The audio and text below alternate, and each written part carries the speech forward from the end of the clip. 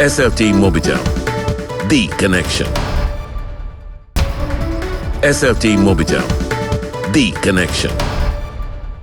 ලෙන්ගතුකම වැඩි කරගන්න ලව්ජු රුපියල් 50ට අඩු කළා. මාමේ එන්න අපිට එකක් බොමු.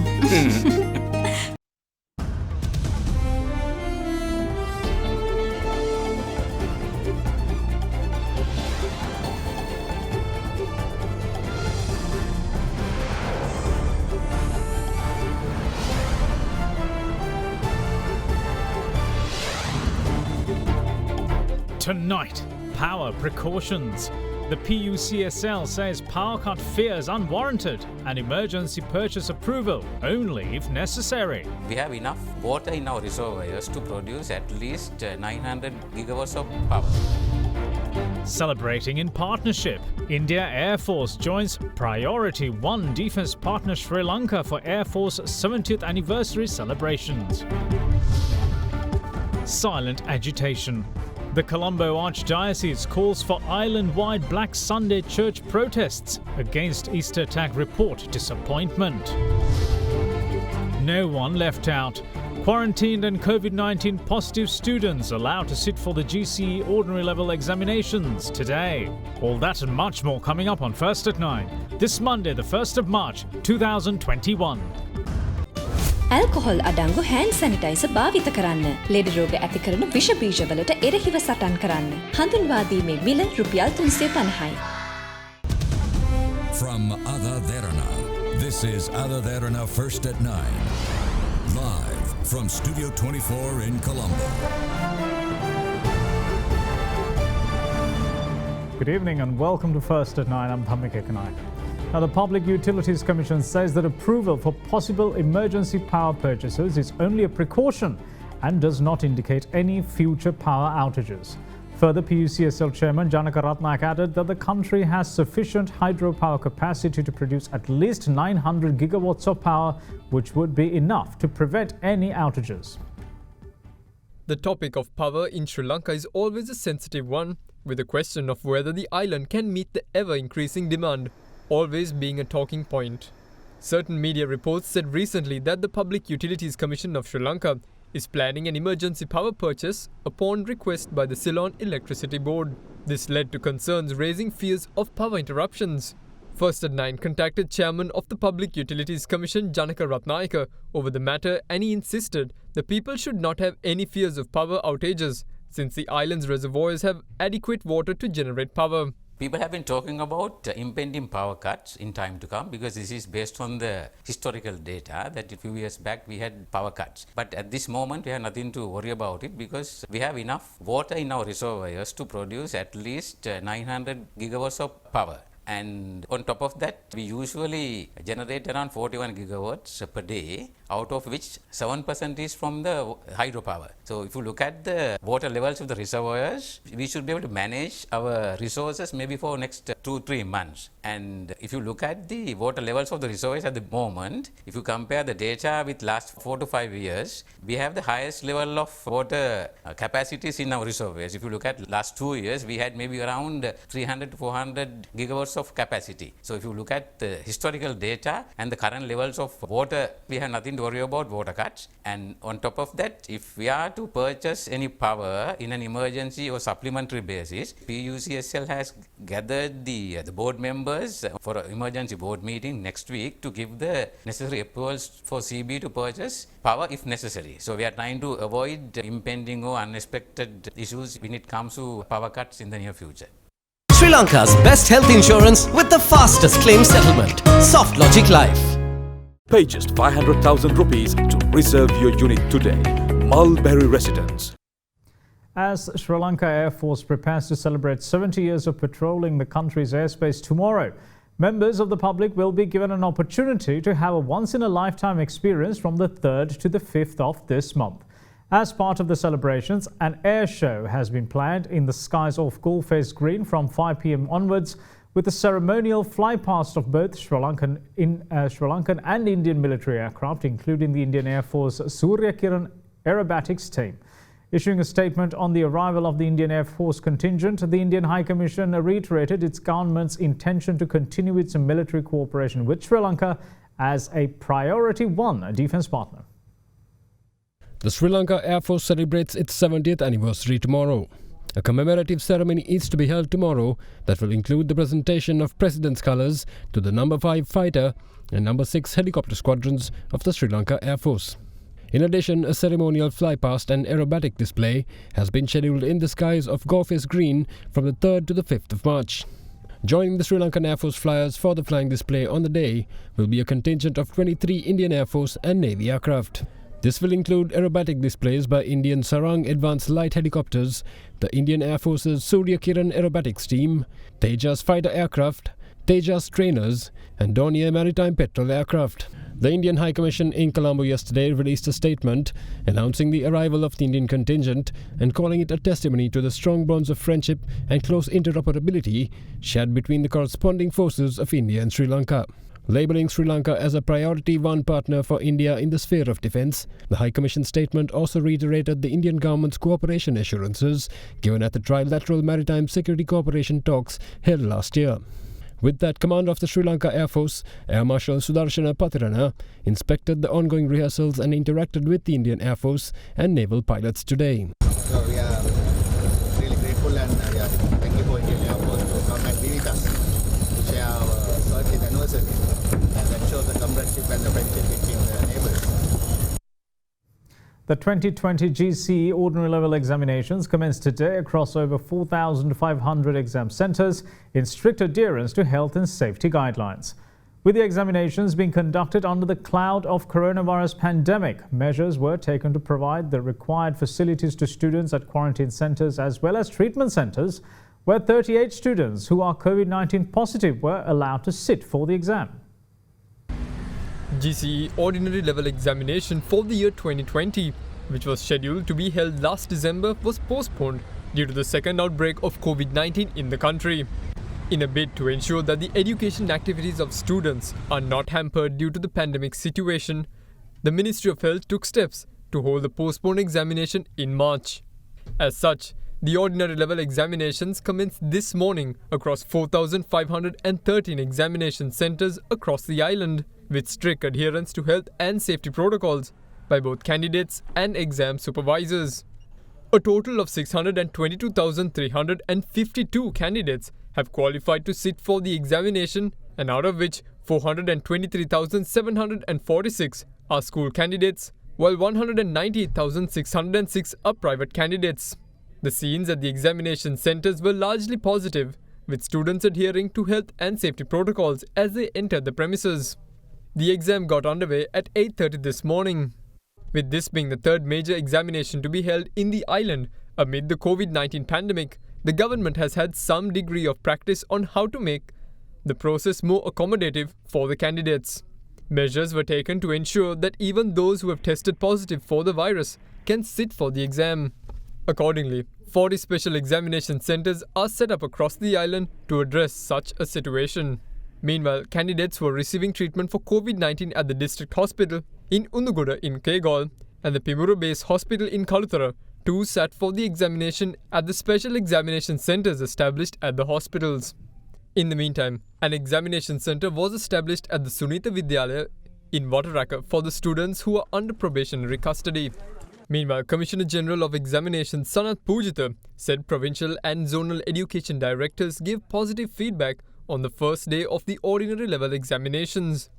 He added that 38 students who are COVID-19 positive also sat for the examination at their relevant treatment centres.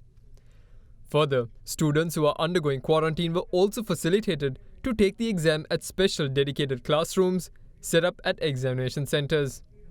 In the meantime, the Ceylon Teachers Union aired more grievances on the examination process today, alleging that some schools have roped in additional teachers unnecessarily and deployed for exam duty. However, responding to the accusations levelled by the teachers' unions in general, Minister of Education Professor G.L. Pires was critical of them for discouraging the government from holding key examinations during the pandemic. ඉස්සලම් පැවැත්වුවේ උසස් පෙළ විභාගෙනේ. එදා සිට අද දක්වා අසුභවාදී ලෙස මේක කරන්න බෑ කරොත් ප්‍රශ්න ඇති වෙනවා. ඔය කතාවනේ දිගින් දිගටම කිව්වේ විභාග මධ්‍යස්ථාන 4513ක්. ඉතින් මේවා පහසු වැඩ නෙවෙයි. හැබැයි විශාල කැපවීමක් අනුව කරපු දේවල්. ඉතින් අපි කනගාටු වෙනවා පටු දේශපාලන අරමුණු නිසා. කොයි දෙයක් කරත් වැරදි. කිසිම හොදක් නැහැ. වෙන මොනවා සම්බන්ධයෙන් කළත් දරුවන්ගේ අධ්‍යාපනය සම්බන්ධයෙන් ඒක කිරීම මම හිතන්නේ අපේ රටට කරන ලොකු අවැඩක්. Now then, rushing to vaccination centres on a whim is not a good idea even if you are selected for immunisation against COVID-19. Health authorities urge people to remain calm until they are notified to visit a designated vaccination centre at a predetermined time. The concern, they say, is that the possibility of health workers at the vaccination centres being overwhelmed, which would bear no positive outcome. There is good news to go with the country's vaccination drive as the recent fall in daily COVID-19 caseload continued, keeping the island's active number of cases under 4,000. There were, however, 5 more COVID-19 related fatalities which were confirmed during the day. The recently witnessed slide in the daily COVID-19 caseload in Sri Lanka continued yesterday as well, with only 350 infections being confirmed. They were detected across 17 districts. In addition, 2 Sri Lankan expatriates also tested positive for the virus yesterday. The Colombo district's daily case number was back up to triple digits with 112. It is also the highest number of infections to be recorded from the single district yesterday. The Gampaha district meanwhile reported 57 cases of the virus, while 50 were reported from Ratnapura, 25 from Nuwara and 24 from Galle. The remaining 82 cases were identified from 12 other districts. As for today, 192 COVID-19 infections have been confirmed so far in the island. In the meantime, the country's COVID-19 death toll rose to 471 yesterday, after 7 persons were confirmed to have succumbed to the virus. 6 of the deceased were men. According to the Department of Government Information, 3 of the fatalities confirmed had taken place yesterday, while the others had happened on the 26th and the 27th of last month. On the vaccination front, the country's inoculations are edging towards 500,000, with 24,375 persons being administered with the Oxford AstraZeneca vaccine yesterday. The total number of people immunized at the end of yesterday is 466,350. Meanwhile, Deputy Director General of Public Health Services, Dr. Hemantha Herath, requested people to be patient and not rush to vaccination centres on whims. Immunization activities are carried out in different MOH areas in Gampaha, Colombo and Kalutara districts as well as Colombo municipality areas, and this immunization program will continue as and when the stocks of vaccines arrive in Sri Lanka. Since the vaccine stocks are limited, we have confined the immunization program to the Western Province, and even within the Western Province we have to identify the Grama Niladhari divisions which are at high risk and then gradually expand the program to other Grama Niladhari divisions. So I would like to urge the public to be patient and wait until you are being called to get the vaccine, because a list have been prepared by respective medical officers of health, and you will be informed as to when and where to come to get this vaccination. And please make sure that you are going to that vaccination center only at the time that you have been asked to come, because rushing into the vaccination center is not going to help at all. Especially the health workers will be overwhelmed and there will be other complications that might arise as a result of people gathering unnecessarily in and around the vaccination centers, and also the health workers might not be able to carry out their duties properly. In the meantime, with 475 persons successfully recovering from the novel coronavirus, the country's overall COVID recoveries rose to 79,422 today. We will see you once more on the other side of this break. Bear with us.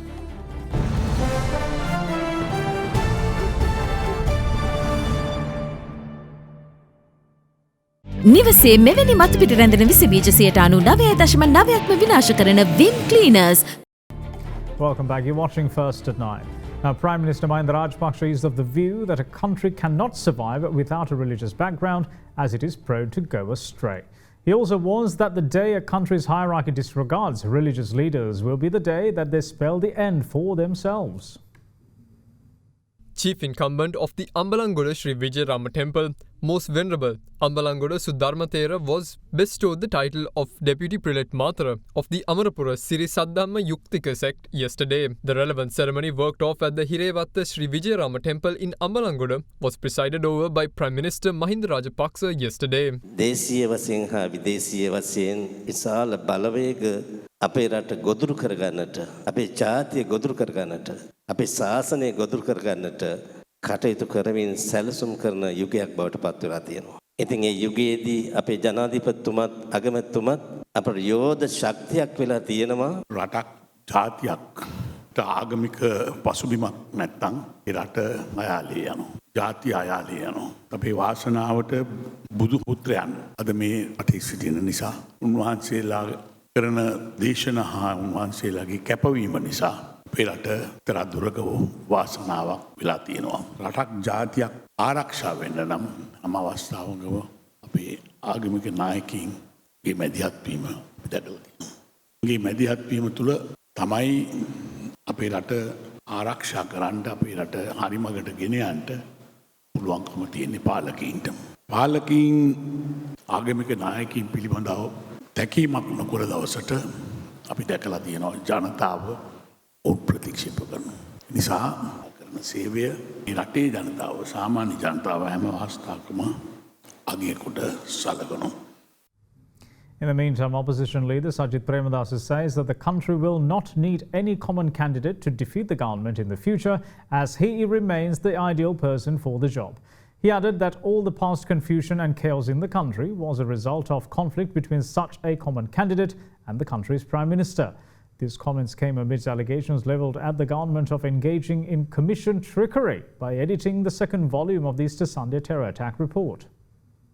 Opposition leader Sajith Premadasa attended the 46th leg of his mobile service in the area of Derana today. මේ commission වාර්තාවේ අවබෝධ කරගන්නට බෑ. කවුද මේ ත්‍රස්ත ප්‍රහාරයට මුලපිරුවේ? කවුද මේකේ මහමොලකාරේ? මේ ඉදිරිපත් කරලා තියෙන්නේ වාර්තාවේ එක වෙලුමක් පමණයි. තවත් වෙලුමක් තියෙනවලු. ඒ වෙලුමේ මේ වන විට විවිධ සංස්කරණ කටයුතු කරනවලු. එය එසේනම් කොහොමද අපි විශ්වාස කරන්නේ මේ පවතින ආණ්ඩුව? ඉතිරි කොටස ගැන උත්තර නැහැ. කොමිෂන් ජිල්මාට් දාන්න යන්න එපා. මේ කොමිෂන් වාර්තාවෙන් එක පැත්තක් හෙළිදරව් වෙලා තිබෙනවා. ජනාධිපතිවරයාත් අගමැතිවරයාත් අතර තිබුණු ඝෂ්ඨනය ජාතික ආරක්ෂාවට හානියක්. ඒ නිසා හොඳට මතක තියාගන්න අනාගතයේදී අපේ රටේ පොදු අපේක්ෂකයෝ නැහැ. මේ රජයට අභියෝග කරන්න ඉන්න එකම අපේක්ෂකයා සමගි ජනබලවේගයේ නායකයයි කියන එක මම මේ අවස්ථාවේ කියන්න කැමතියි. මේ ඔය පොදු අපේක්ෂකකම් කරන්න ගිහිල්ලා තමයි මේ කැඳහැලියක් තුල ඒ ව්‍යාකූලත්වය නිර්මාණය වුනේ. An unidentified body was found from a travelling bag abandoned in front of a shop in Dam Street in Colombo today. A local vendor had noticed that the bag had been left there since 1:30 p.m. When the police searched the bag, they found a body with the head severed. They said the body was of a woman around 20 years of age. A nearby CCTV camera had caught a person bringing the bag to the location before leaving it there. Even the police canine unit was involved in the investigation. The post-mortem is scheduled to be conducted tomorrow.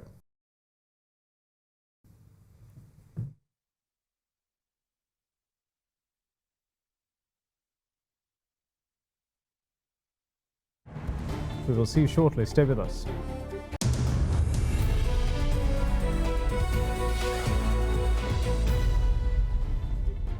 Welcome back. This is First at 9. Now, the LMD Nielsen Business Confidence Index report says that the success of the government's vaccination plan will be the deciding factor in corporate confidence levels.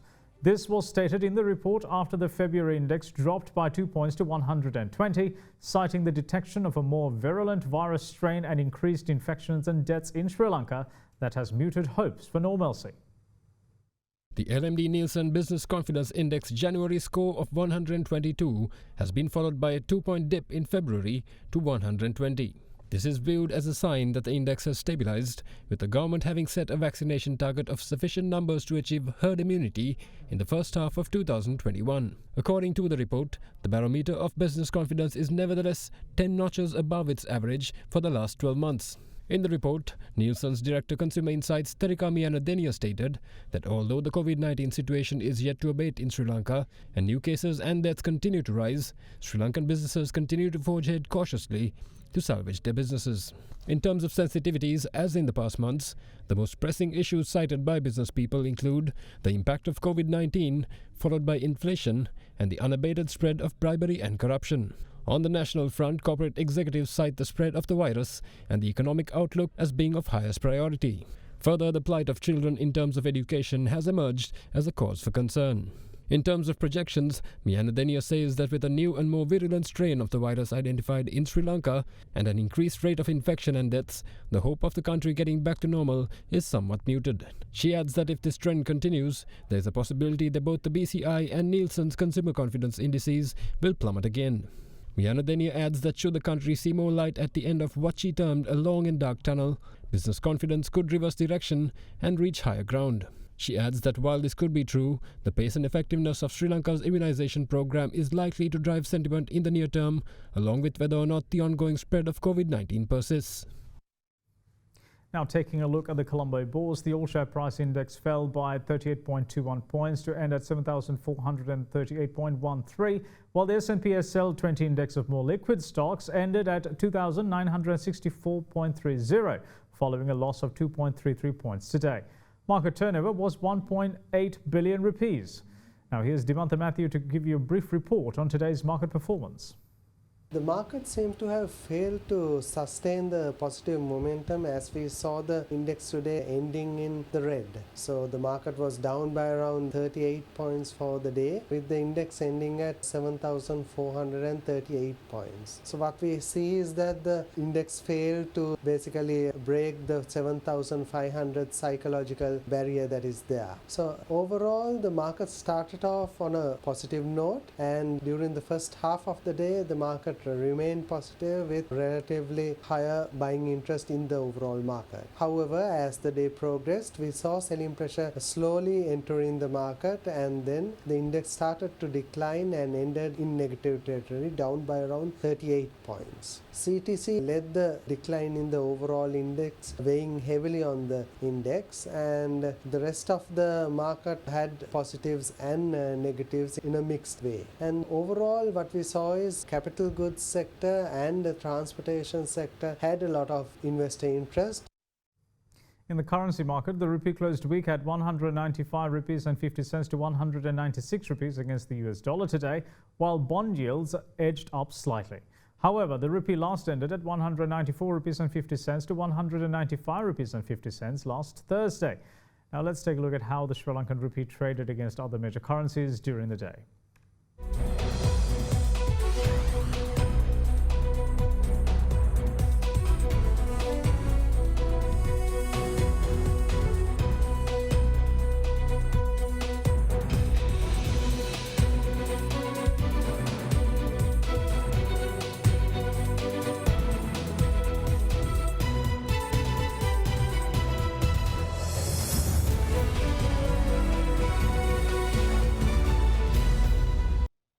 And that's it from all of us here at First at 9. Thanks for watching. Bye-bye.